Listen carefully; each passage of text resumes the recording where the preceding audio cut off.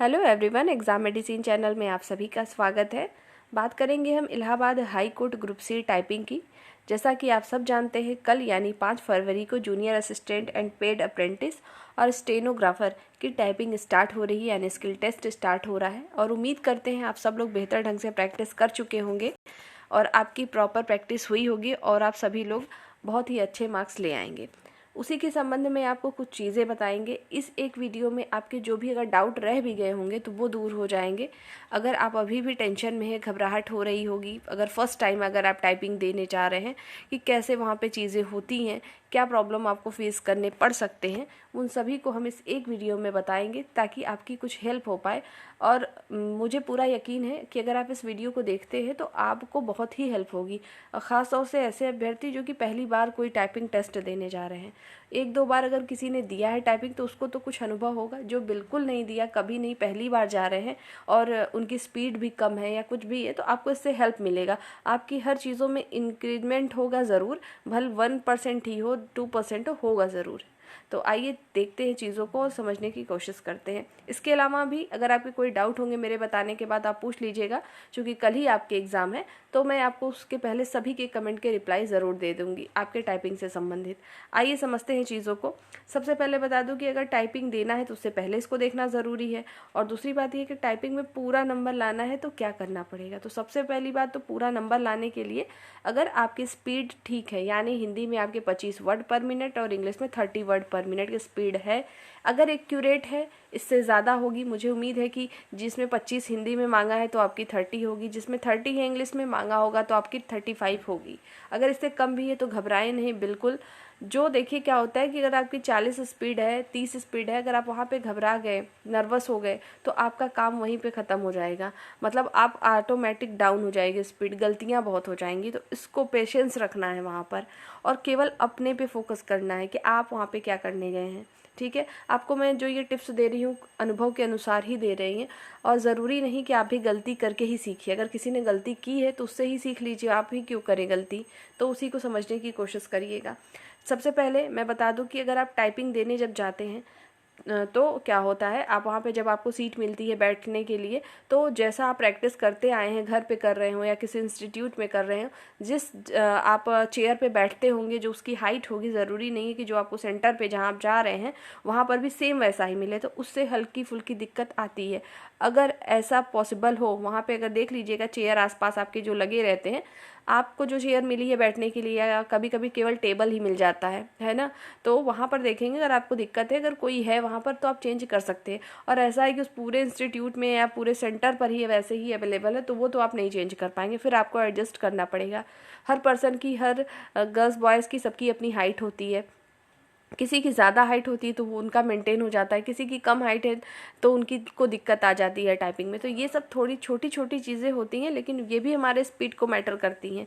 केवल प्रैक्टिस ही नहीं, हमारे बैठने का तौर तरीका भी स्पीड को इंक्रीज़ डिक्रीज़ कर देता है कभी कभी। तो इस पर ध्यान देते हुए आप देख लीजिएगा कि अगर ऐसा हो सके तो कर लीजिएगा, नहीं तो कोई घबराने की ज़रूरत नहीं है।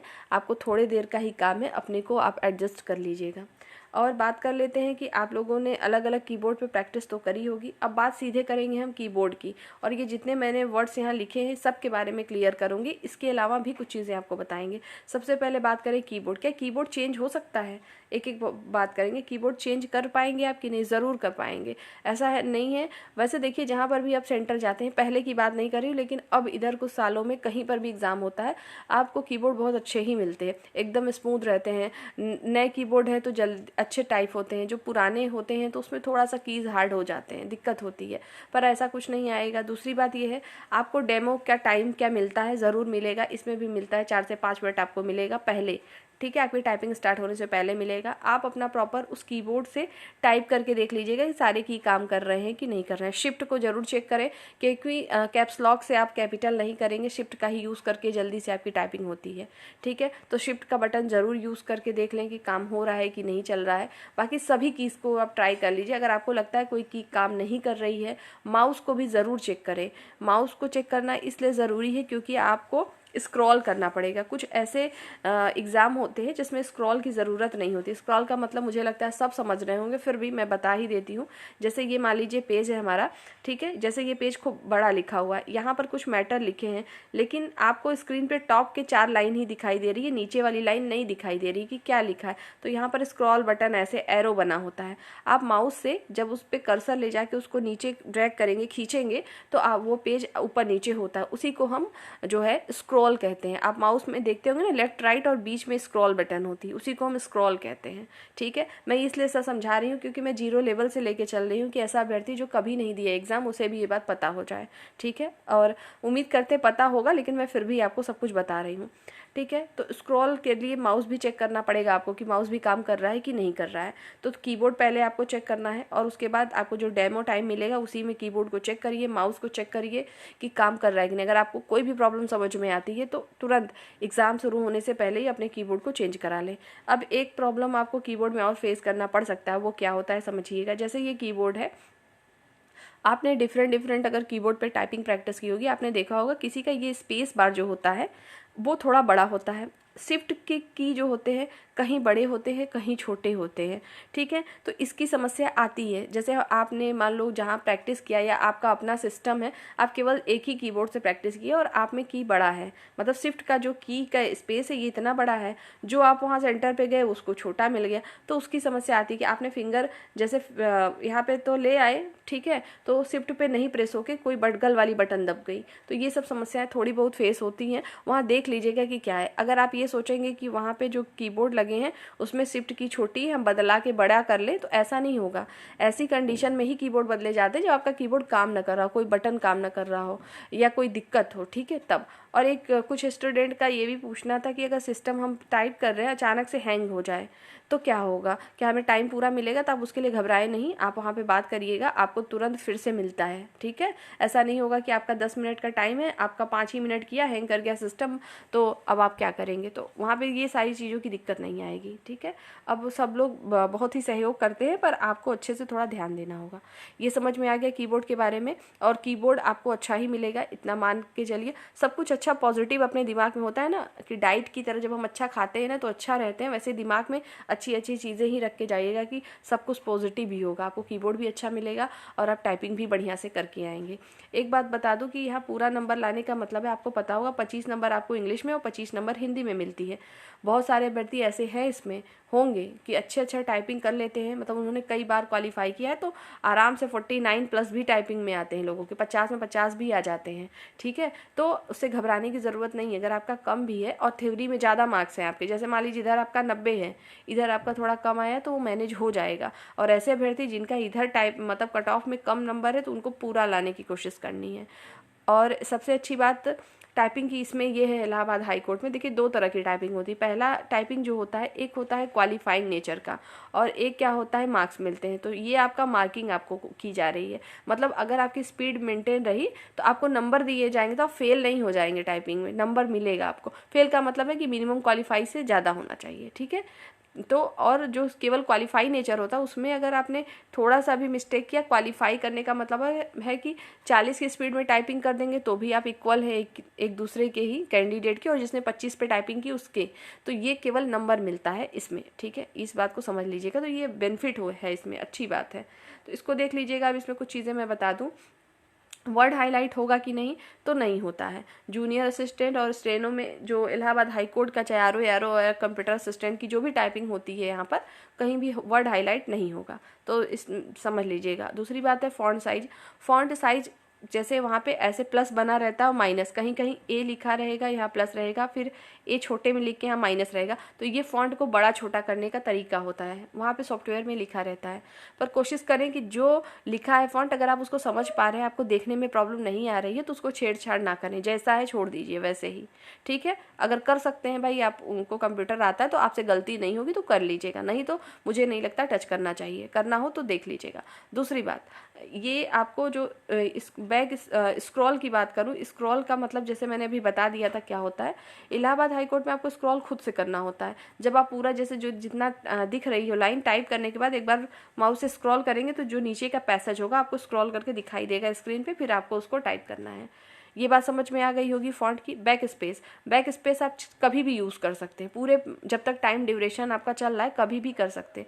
लेकिन ध्यान रखें तुरंत, अगर आपने जैसे मान लीजिए कोई असिस्टेंट आपने स्पेलिंग लिखी, स्पेस किया, स्टेनोग्राफर लिखने लगे, तो अगर असिस्टेंट में एक यस छूट गया है, ठीक है, सपोज करिए गलती हो गई, तुरंत अगर आपको समझ में आए तुरंत इसको एडिट कर लीजिए, सुधार के आगे बढ़िए।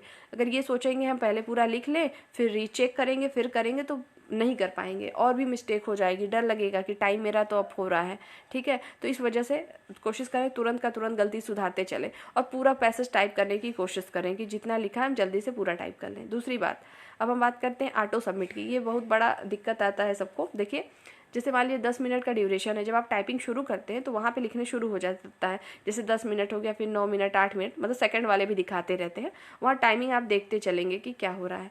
तो देखिए इन्होंने ऐसा सेट किया होता है कि अगर आपकी स्पीड बढ़िया है, जैसे 30 की स्पीड है, ठीक है, मान लीजिए इंग्लिश की ही बात करूँ, 30 की स्पीड आपकी चल रही है और आपने कोई वर्ड नहीं छोड़ा है, ठीक है, जितना है उस वर्ड नहीं छोड़ा, तो मान लीजिए एक समझने के लिए जैसे 250 वर्ड है या मान लीजिए 400 वर्ड है, ठीक है, समझिएगा इसको। अगर आप टाइप कर रहे हैं अपनी स्पीड से और अगर आप उसको 10 मिनट में ऑटो सबमिट होने देते हैं, ऑटो सबमिट का मतलब समझ पा रहे होंगे आप लोग कि जितना टाइम आपको दिया जा रहा है टाइपिंग में वो खुद ब खुद 10 मिनट बाद खुद ही सबमिट कर देगा, आपको नहीं करना पड़ेगा। तो उस कंडीशन में अगर आपके कोई वर्ड छूट गए, लाइन स्किप हो गई, ठीक है, कुछ बच्चे का ऐसा होता है कि लाइन स्किप हो जाती है, छूट गया, पता ही नहीं चला। इसलिए नहीं पता चलता क्योंकि एक जैसा फॉन्ट ऐसे ऐसे लिखा रहता है, पता लगा एक ही, जैसे आप यहाँ पे टाइप कर रहे हैं THE द, तो नीचे वाली लाइन में भी दी लिखा था, तो आपने क्या किया, देखते गए टाइपिंग, हल्की सी इधर उधर नजर हुई और आप इसको लाइन को छोड़ के ये वाले द को टाइप करके इसके बाद का टाइप कर दिए, तो लाइन स्किप हो गई या कोई ऐसी कंडीशन अगर आ गई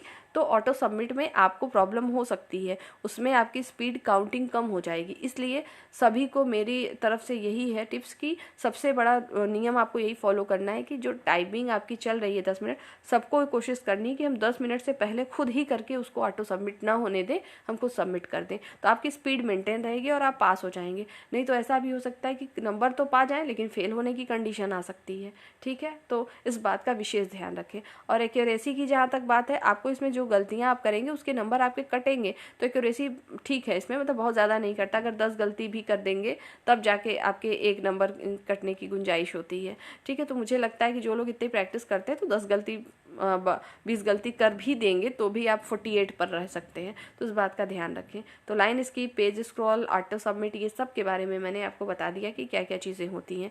और जो आप टाइप करते जाएंगे क्या वो सब हाईलाइट होगा, तो ऐसा कुछ नहीं है। जैसे UPSSC के एग्जाम में होता है जूनियर असिस्टेंट में कि वर्ड हाईलाइट होते रहते हैं, आप कर रहे हैं वो हाईलाइट होगा, गलत हुआ तो रेड से हाईलाइट होगा, इसमें ऐसा कुछ नहीं होता है इलाहाबाद हाई कोर्ट के एग्ज़ाम में।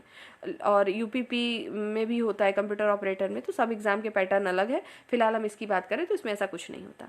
मैंने सब कुछ आपको बताने की कोशिश की है कम टाइम में ही, तो इसको एक बार अगर हो सके तो आप देख लीजिएगा, आपको ही काम आएगा। और ये जो मैंने चीज़ें आपको बताई हैं, RO का भी जो आपका एग्ज़ाम होता है इलाहाबाद हाई कोर्ट में, सेम यही चीज़ें फॉलो करनी होती है और ऐसा ही होता है, ठीक है। बस वहाँ हिंदी नहीं आती, केवल इंग्लिश आती है। तो यही सारी चीज़ें आपको बतानी थी। मुझे लगता है आप सब लोग अच्छे से तैयार होंगे, ठीक है। सभी को बेस्ट ऑफ लक मेरी तरफ से। आप लोग टाइपिंग देने के बाद ज़रूर आके बताइएगा कमेंट सेक्शन में कि किस तरीके से चीज़ें रहीं वहाँ पर, ठीक है। बाकी जब आपकी टाइपिंग हो जाएगी तो हम फिर बात करेंगे फाइनल कट ऑफ को लेके। मैंने एक ही वीडियो आपको दी थी इसके पहले जब आपकी रिजल्ट आया था, फिर मैंने अभी दिया है क्योंकि आप लोग अपनी प्रैक्टिस में ही लगे होंगे और मुझे लगता है आप सब लोग एकदम अच्छे से प्रिपेयर होंगे। सभी को best of luck. Next video में मिलते हैं। जय हिंद।